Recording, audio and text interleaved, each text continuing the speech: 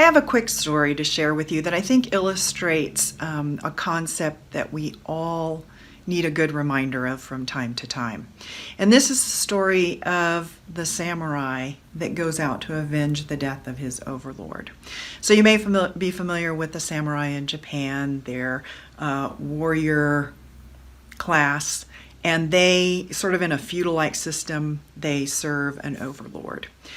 And every good samurai knows that it's their duty to avenge any wrongs done to their overlords, the person who they pledge allegiance to. So in this story, an overlord is murdered, and the samurai sets out to avenge his death.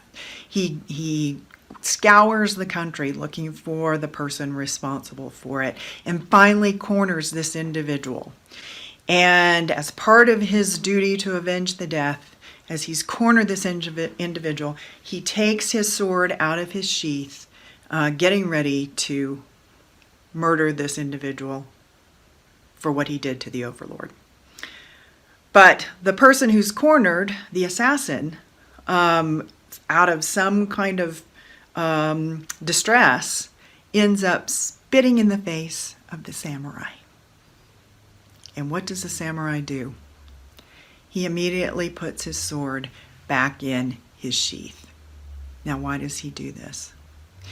Because under the code of honor for a samurai, he was not sent there to kill this man out of his own personal anger.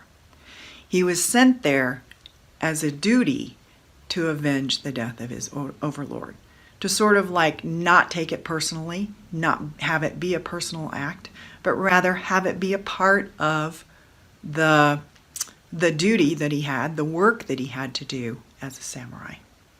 So how often does this maybe happen to you analogously in the workplace, where you are carrying out your duty, your tasks, your responsibilities, and you somehow become emotional about something, and by that I mean reactively emotional, because somebody kind of tweaked you.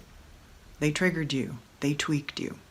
And so instead of acting out of, what the work is all about, we take it personally, and then before you know it, we are unconsciously into our threat response.